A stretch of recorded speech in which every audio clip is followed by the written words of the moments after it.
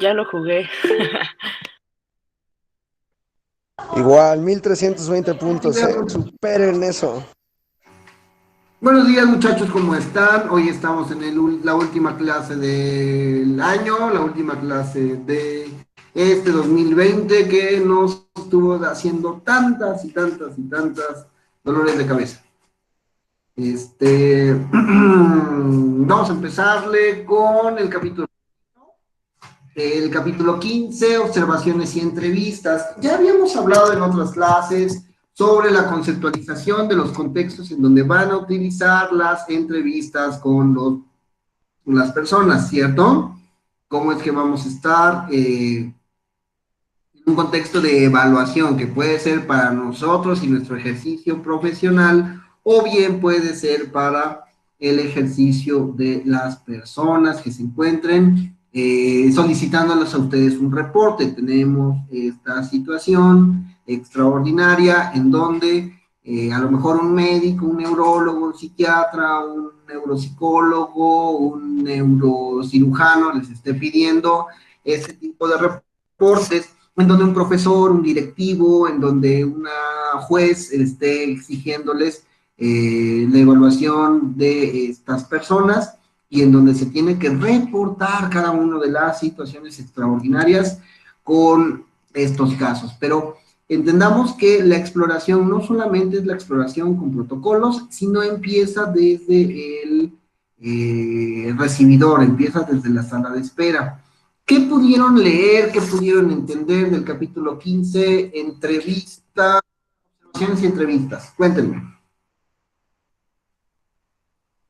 Pues ya sí leí todo, profe, y básicamente el capítulo nos habla de los tipos de observación y los tipos de entrevista y cómo se emplean en las distintas áreas, porque también habla de cómo se emplearía la entrevista y la observación en un área clínica, en un área educativa, organizacional o social.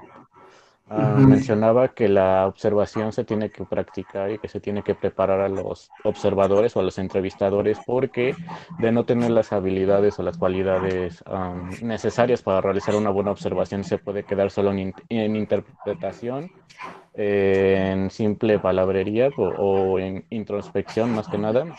Y los datos al final pueden terminar siendo inútiles, o sea, no aportar nada realmente significativo a la evaluación. Y También eso es esta un... cuestión de lo que menciona, del... Ay, perdón. No, es que sí, ese es todo un reto. Imaginemos este contexto de chiste, broma, meme, de yo soy psicólogo, pues entonces dime qué estoy pensando o dime cuál es mi personalidad. Eh, Hay mucha diferencia de nuestro entrenamiento como psicólogos en la vida cotidiana a nuestro entrenamiento como psicólogos ya aplicado a un campo clínico, ya aplicado a un campo profesional, debido a la rigidez,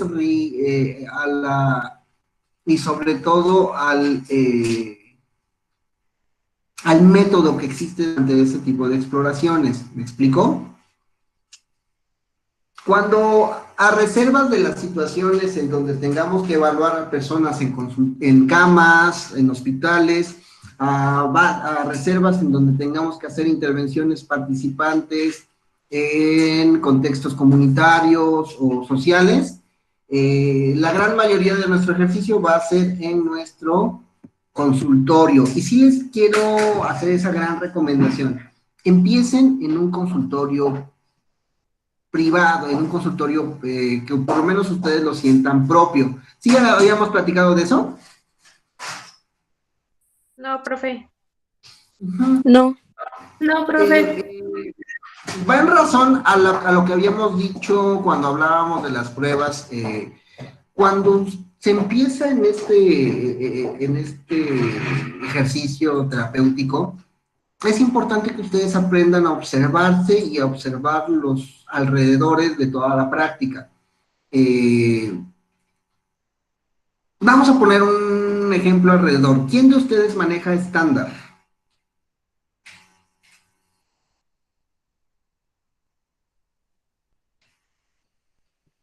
Pura automática, profe.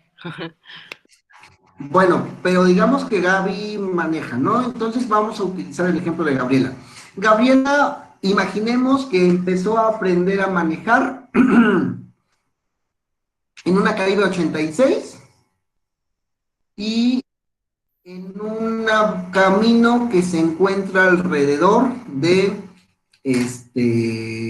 una central de abastos. O sea, es un camino largo, poco transitado y bien pavimentado.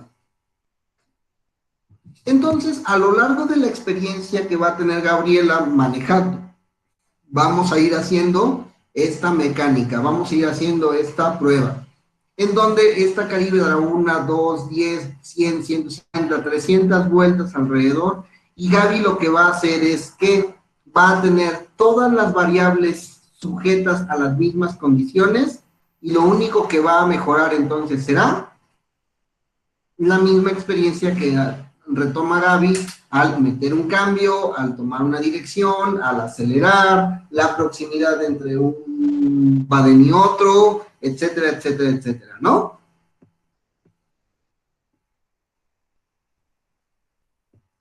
En ese sentido, Sí. la psicoterapia, el proceso atencional, el proceso de experiencia es muy similar a esas condiciones. Hay psicólogos que actualmente están diciendo, bueno, yo voy a la sala de tu casa a darte terapia, o reciben en consultorios rentados por hora, o trabajan en la cocina, trabajan en la sala de su hogar, para poder manejar pues estas situaciones. No digo que sean malas opciones de atención, lo que creería que es importante es aprender en un contexto fijo, para que así nosotros vamos haciendo esos acercamientos y esas aproximaciones a estos elementos clínicos, porque si no, lo único que hacemos es una plática de café, lo único que hacemos es una conversación como de chit chat, ¿me explico? Lo expresa muy bien Juan Pablo. La diferencia de un contexto clínico a la diferencia de una vida, de una observación sin entrenamiento, realmente es la situación que nosotros tenemos en la vida cotidiana. ¿Cuántos de ustedes no se hicieron psicólogos por muchas veces esas observaciones que les decían? Ay, es que tú escuchas muy bien, y es que tú eres muy bueno con las personas, y es que tú me das mucha confianza. Bueno, sí, pero eso no te hace psicólogo, solo te hace una persona amable y abierta. El proceso clínico es lo que tiene que darse durante un desarrollo profesional del ejercicio, y para ello, estar cómodo en un lugar permite la exploración. Les conté la experiencia que tuvo la profesora con el usuario de muchas prendas.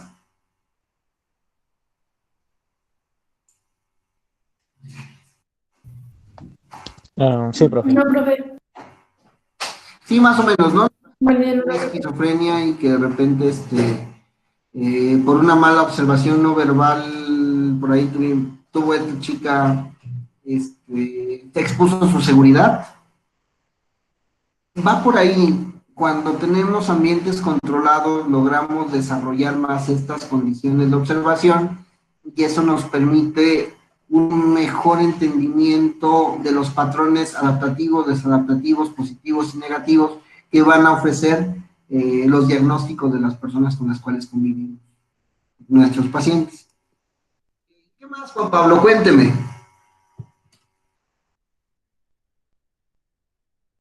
Pues también mencionaba que tanto la observación como la entrevista era una forma de adquirir información. Entre mejor se tuviera desarrollado estos aspectos, la información que se iba a adquirir era mejor. También nos hablaba de que de acuerdo a las circunstancias, los tipos de entrevista iban a jugar un papel. A veces era necesario tener una entrevista estructurada, a veces una semiestructurada, o incluso, dado la situación o el momento, una improvisada o no estructurada. Ok. ¿Cuáles son las grandes recomendaciones que toman las entrevistas? ¿Los pudieron ver?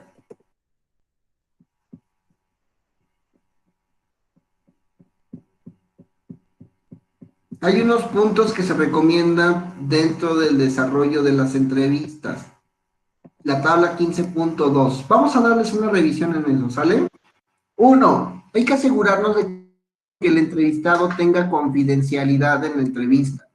Salvo por los dos motivos que nos expone el código ético del psicólogo, nosotros debemos de buscar que las personas se sientan en confianza para poder ir trabajando aspectos muy íntimos de su persona, de su convivencia. ¿Cuáles son estos dos aspectos en donde la confidencialidad sí nos deja secundario?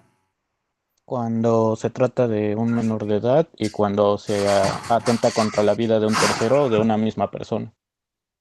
Exactamente. Si estamos observando que en el proceso de exploración y evaluación, en la seguridad cría,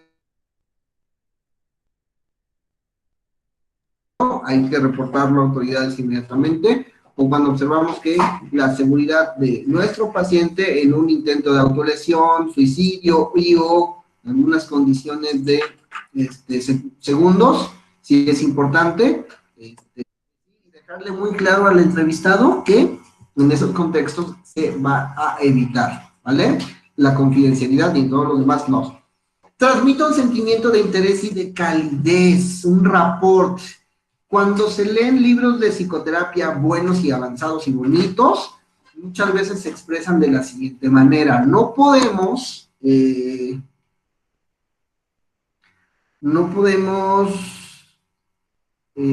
o muchas veces se va a entender, muchas veces se va a contar, muchas veces se va a sobreponer la experiencia de la relación de las personas o la experiencia del rapport, de la transferencia contra transferencia, como grandes motivantes de cambio. A veces procurar el rapport es más importante que incluso la mecánica de intervención en la filosofía que utilicemos, cognitivo-conductual, humanista, etcétera, etcétera. 3. Trate de que el entrevistado se sienta cómodo. Y a eso no se refiere que le pongamos un sillón de 25,000 pesos para que esté en lo suyo. Se refiere a más que tenga un ambiente de cordialidad, de confort. Esto nos puede dar una experiencia cultural de algún cuadro, alguna decoración, pero también una sensación de proximidad, pero también una sensación de interés y de verdadera empatía. ¿Me explico?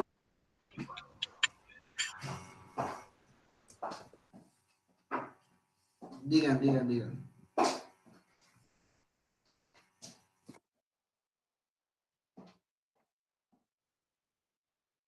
Hay que intentar, punto 4, hay que intentar entrar en contacto con los sentimientos del entrevistado. No todo es un contenido cognitivo, no todo son racionalidades de las cosas que están ocurriendo, sino también viene un proceso de intervención emocional, atencional, que es importante determinar e incluir. ¿Cuántas veces nosotros no estamos explorando condiciones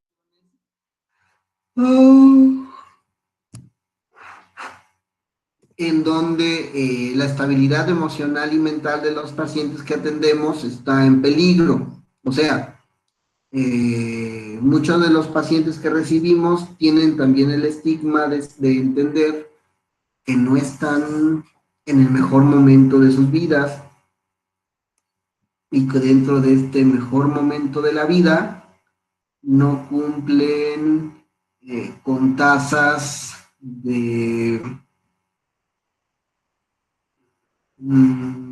seguridad, pues. Y nos enfrentamos contra un estigma social en México en función de los servicios psicológicos. El que va al psicólogo está loco, el que va al psicólogo es maníaco, ¿no? Y no necesariamente, pero pues muchas veces recurrir al psicólogo es un proceso de ansiedad, y a veces se necesita o se invita a que las personas, cuando llegan a un servicio, pues sean lo más identificados y pacientes posible.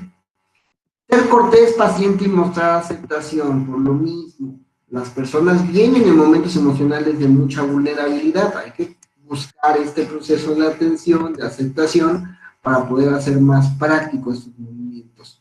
Anima al entrevistado a expresar con libertad sus sentimientos y sus pensamientos. ¿Por qué? Porque precisamente una mala comunicación es lo que está afectando todas estas circunstancias. Hay que ajustar las preguntas a los antecedentes culturales del entrevistado. ¿A qué creen que se refiere esta pregunta, muchachos?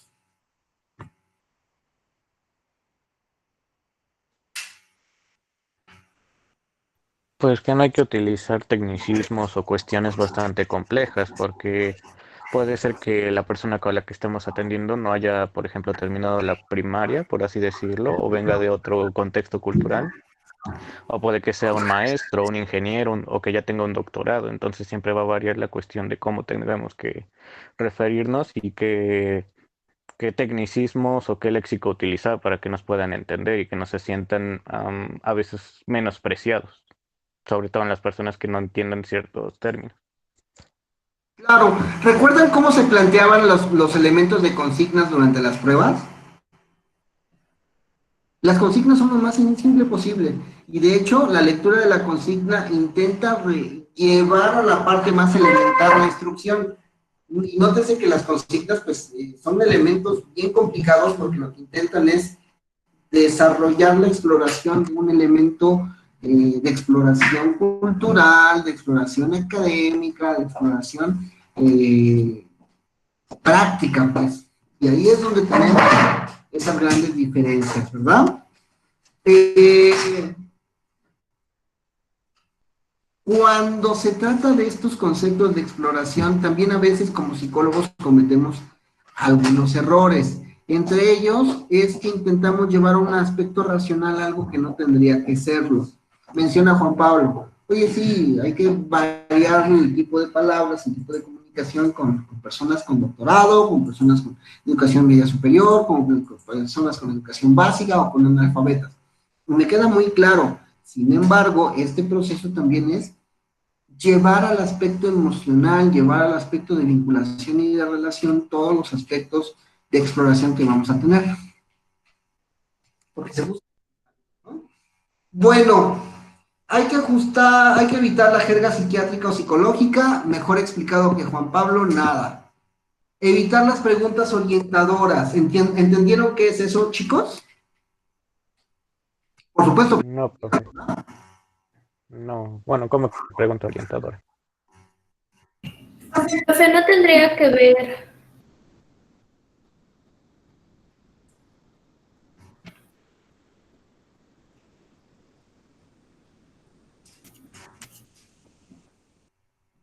Ah.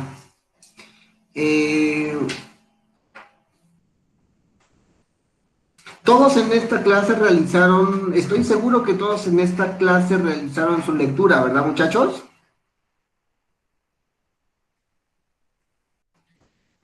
Profe, ¿me escuchó? Lo primero, no tendría que ver. Es que bueno, cuando llevábamos entrevista, yo recuerdo que nos decía que las preguntas orientadoras tenían que ver como que tú le incitabas a la persona a que diera una respuesta exacta. Por ejemplo, no te costó llegar, ¿verdad? Supongo que eso sería como una pregunta orientadora, pero igual no estoy segura, profe. Exactamente, de hecho ando haciendo preguntas orientadoras desde que estuvo la pregunta. Sí, son situaciones textuales que van proponiendo respuestas como de sí o no, o respuestas en donde se plantea la pregunta, o preguntas en donde se plantea la respuesta de su estructura. Por ejemplo, y seguimos en los clichés, el psicólogo llega y te pregunta, ¿cómo te sientes con ello? Una pregunta orientadora sería, y seguro debes de sentirte muy mal por esa respuesta, ¿verdad? Ay, pues sí, sí me siento mal.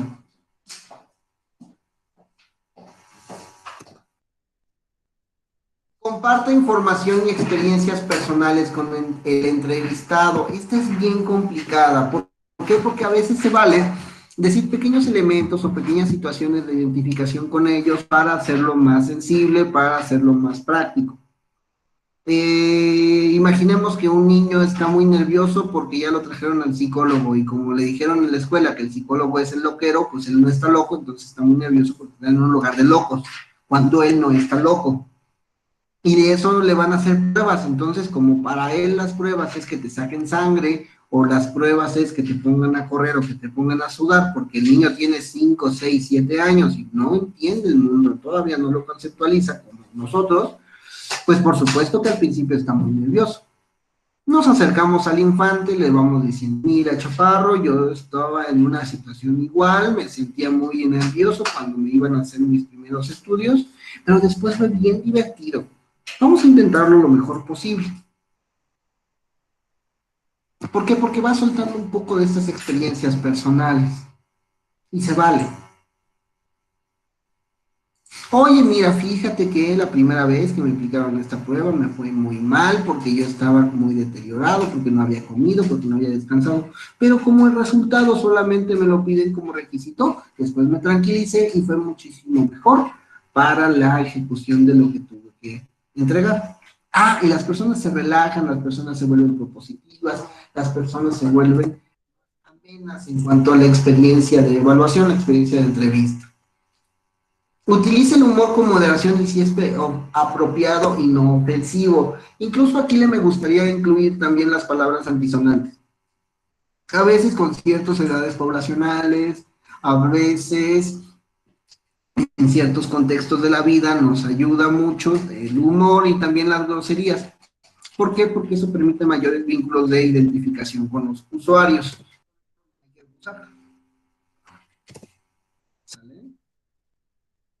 12. Escuchar sin mostrar una reacción emocional excesiva. Entonces la señora ya está llorando y nos está contando cómo fue violada por el papá y nosotros con nuestras super caras, ¿no? No, el objetivo es que aprendamos también a observarnos a nosotros mismos, cómo recibimos ese tipo de información, porque es una información sensible, y expresarnos de una manera un poco más estable y un poco más propositiva con nuestros usuarios. Atender no solo lo que se dice, sino también cómo se lo dice. Y esto es bien importante. ¿A qué creen que se refiere a la 13?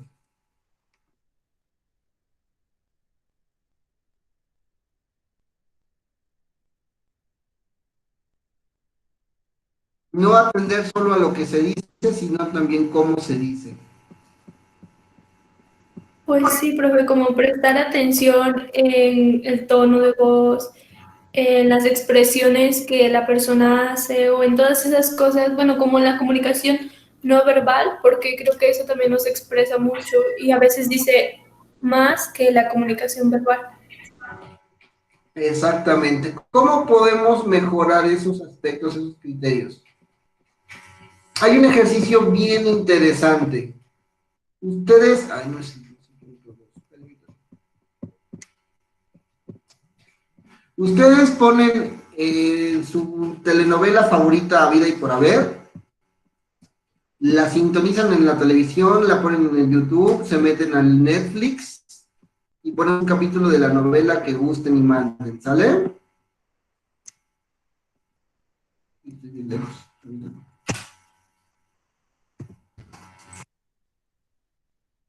ese caso, ¿qué creen? Ponemos mute y empezamos a desarrollarnos una historia de lo que está ocurriendo. Y nos prestamos atención a la proximidad, prestamos atención a las manos, prestamos atención a la expresión facial, a cómo es que las personas están diciendo las cosas como tendrían que estar expresándolas. ¿Por qué? Porque de esta manera nosotros vamos entendiendo un proceso de observar no solamente lo hablado, sino también lo expresado. Y yo puedo estar contando el mejor chiste de toda la humanidad, en donde las cosas estén muy bien, y cuando estoy observando las manos de la persona, digo, hay algo que no está entrando, hay algo que no está siendo lógico, coherente. ¿Vale? Tomar notas o hacer un registro de la manera menos notoria posible. A veces la persona está ahí contándonos su vida a moco tendido y nosotros estamos apurados más apuntando el referente que está pasando antes de estar en el contenido o de estar en la expresión que se está viviendo, ¿va? Hay excepciones. Cuando trabajaba en la Secretaría de Salud nos daban como 3 kilos de papeles para ser llenados en 40 minutos. A veces no había de otra, tenía que decirle a las personas, ¿saben qué? Los estoy escuchando, les estoy prestando atención, pero sigo en el registro de mis documentos. Ah, sí, perfecto. Y íbamos trabajando esa parte. Pero pues sí, el objetivo es estar como más atento, más tácitos en las cosas que tendríamos que ir observando. ¿Vale? ¿Para qué nos va a servir todas estas técnicas, todos estos procesos de entrevista? Nos van a servir para ser más específicos en las experiencias de exploración que tendremos con nuestros usuarios en nuestras intervenciones, ¿vale? Recordemos que el proceso del reporte es un proceso completo, es un proceso amplio y busca, promueve que tengamos la exploración no solo del aspecto cognitivo, sino de cómo se está presentando en su alineo, en su apariencia de la imagen física, en su complexión, que todo eso nos debe de interesar, nos debe de importar, ¿vale?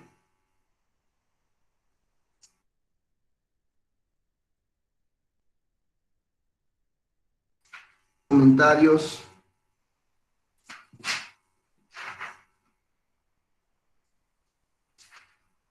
Revisen bien la lectura, creo que es una lectura bonita, sencilla y profunda sobre cómo es que podemos entender la otra parte del proceso de entrevista, la otra parte complementaria del proceso de evaluación con pruebas psicométricas y me estoy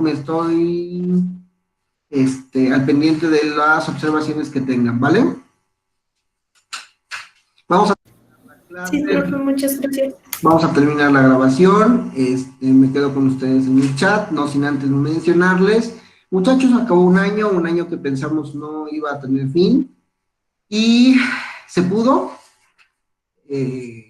Han sido meses complicados, entiendo que hay incertidumbre, entiendo que hay desesperación, entiendo que hay sobriedad en cuanto al futuro.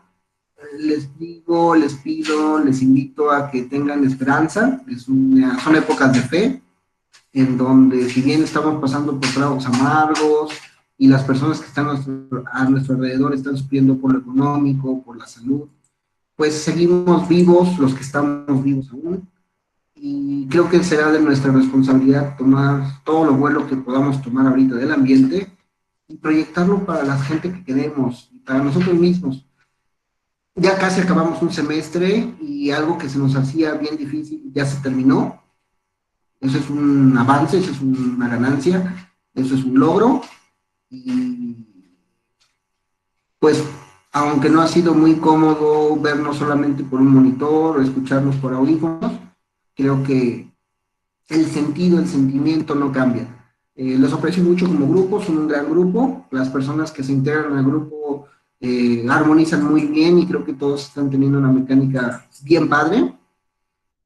Y pues les deseo feliz Navidad, bonito año, no les vaya a dar COVID, no tomen mucho, no rompan muchas piñatas, muchas, y cuídense mucho, aprecien estos momentos con sus familias y con ustedes mismos. Estoy al pendiente del correo, si llegaran a tener alguna duda de cómo ir integrando su reporte, con todo gusto voy contestando correos a mi tiempo, a mi forma, pero les voy contestando. Tomemos las vías institucionales para ello y cualquier cosa, pues un abrazo y feliz Navidad. Gracias, profe, igualmente. Gracias, profe. Muchas gracias. Mucho. Gracias, profe. Se relaje. Cuídese, bonito día. Bye, profe, cuídese.